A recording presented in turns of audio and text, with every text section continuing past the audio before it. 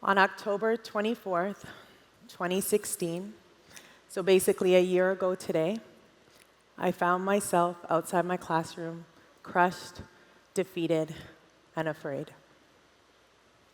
Literally 5 minutes before my class was to start, I hear one of the worst things to hear as a teacher, as a person. One of my students, at the young age of 23, had his life taken over the weekend. And now I have to figure out what I'm going to say to my class, but I'm fearful. I don't want to say too much in front of them. Everyone knows teachers are just supposed to state facts, not their feelings. And I don't want to cry in front of them, because everybody knows teachers should never cry in front of their students. So I'm literally standing outside my classroom, talking to myself, trying to figure out how I'm going to keep my emotions intact, stay in control, and say, I'm not going to be holding class today because one of my students was killed. Not just any student, a student who had a magnetic smile, a student who was loving and kind, a student who had the spark. That student.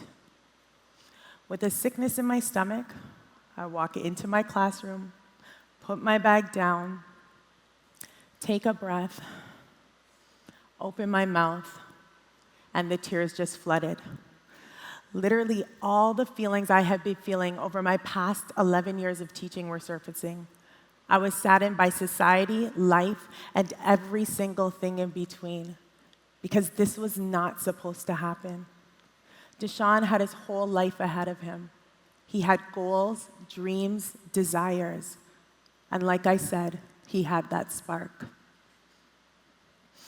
On that day, I was unexpectedly open with my class. There were no lesson plans, no rubrics, no script, no rehearsal, just me, raw and vulnerable. In the education world, we call this a teachable moment. My class was silent. I actually think they were shocked. Think back to the time when you realized that for the first time your teacher was a human being. The first time you saw them at the mall or the grocery store. You're walking through the aisles, you pick up a couple apples, you look to your left because you hear a familiar voice say hello. And all you could do is look up and say, Mr. Adams, you eat apples? That was the vibe in the room. Weird and awkward. They didn't know what to do, I didn't know what to do. So I just started sharing my memories about Deshaun. And within moments, there was an unspoken connection, an unspoken understanding that even though I'm their teacher, I'm a person first, and life happens to me too. That day, I began to reimagine vulnerability as a strength. So there are two things I want to tell you about vulnerability. The first one is that vulnerability strengthens our relationships with others. What I thought would have positioned me as weak in the classroom actually strengthened my relationship with my students. Deshaun's passing reminded me that in order to be a good teacher, we need to be willing to build those relationships. I had forgotten about that. I forgot that I not only saw Deshaun and his classmates in the classroom, but I saw them at the community center, where I could smell the peppers and sauces from their cooking classes. I could see the intensity and concentration on their faces during pickup basketball. And I could hear the joy and pleasure as they learned Caribbean dance, and they laughed, and they pointed, and they laughed at me as I tried to follow the moves. They were a part of my life, and I was a part of theirs. They met my family and friends. They saw me, and in return, I was able to see them. I showed them my spark. Somewhere along my journey as an educator, I had forgotten about that. I forgot that no matter where you teach, whether it's an area deemed at risk or an affluent one, whether you're teaching small children, teenagers, or adults, relationships must be fostered in order for classrooms to thrive, and that requires vulnerability. At this point in the game, it is non-negotiable. So that day,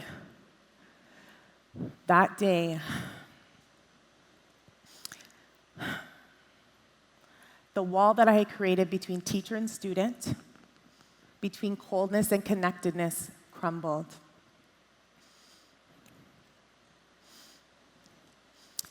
Gradually, what happened was that the students in my class, their walls started to crumble too.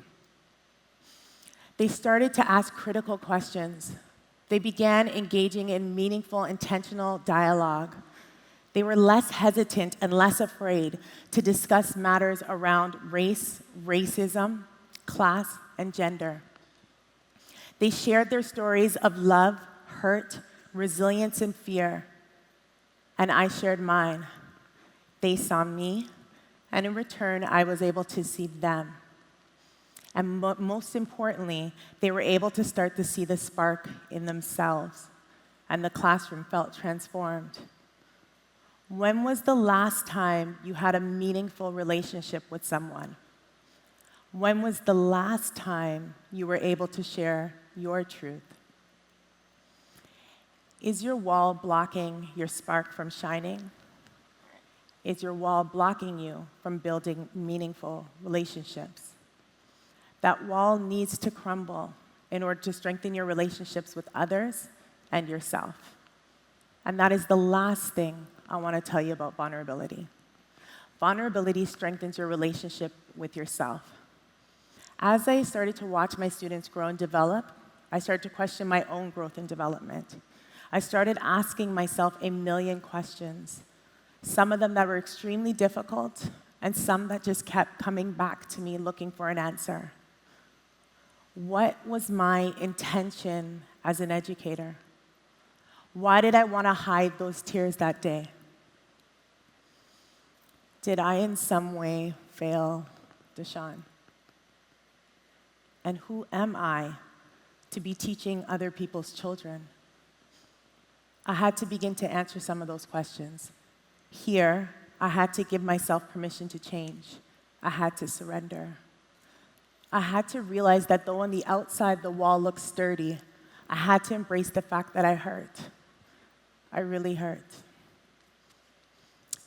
Deshawn was someone who represented to me light, hope, and resilience.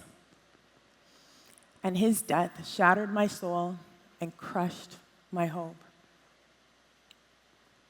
My insecurities, my complex family dynamics, and my regrets were also things I was holding on to that weren't allowing me to become the educator and person I could be.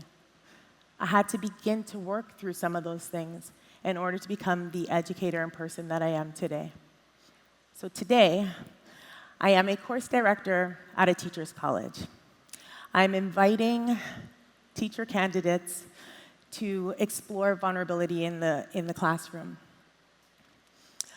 I am encouraging a movement, one class at a time.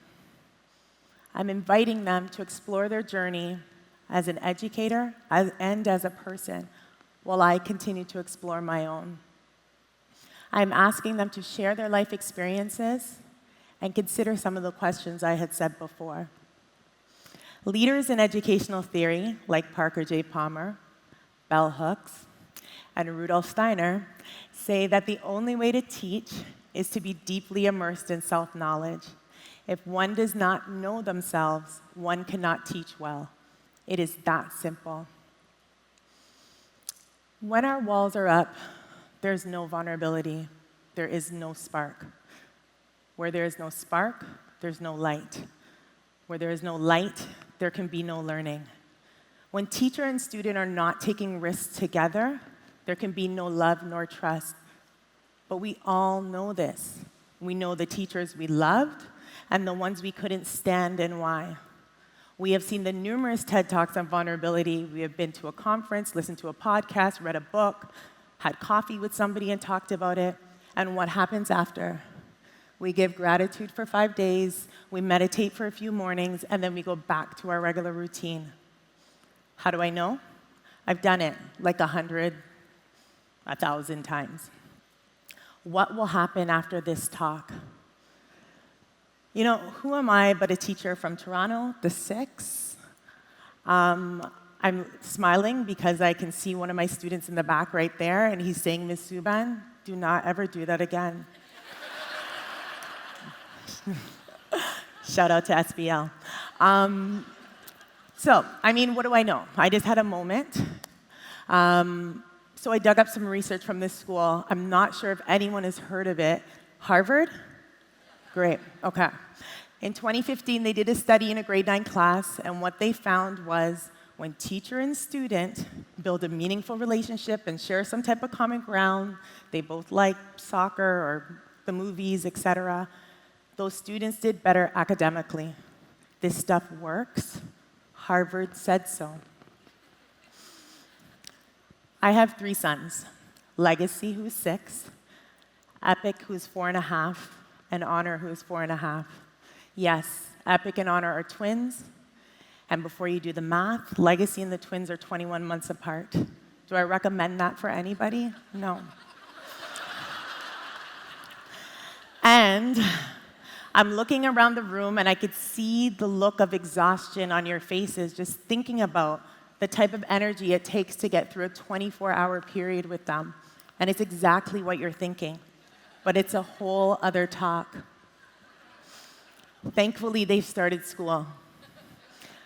I want, when they have finished high school, to be able to tell me about all the wonderful teachers they had, the ones that they knew believed they were worthy of love and belonging because they could feel it, the ones they knew where they saw teachers taking risk alongside them, and they knew because they could see it, and the ones they knew celebrated their triumphs and challenged them to do more because they could hear it. These are the teachers that would have understood the strength of vulnerability. These are the teachers that would have encouraged my sons to show their spark. And these are the teachers I want not only for my children, but for all children. With all the buzz around vulnerability, there is no time better than right now to do this work with integrity and intention. Embrace the fear that is holding you back. Own it. Accept that it will always be there, and then let it go. You cannot build walls forever. I hope you join the movement. Email me. Don't call me because I never answer my phone. I have a running soundtrack of screaming boys in the background.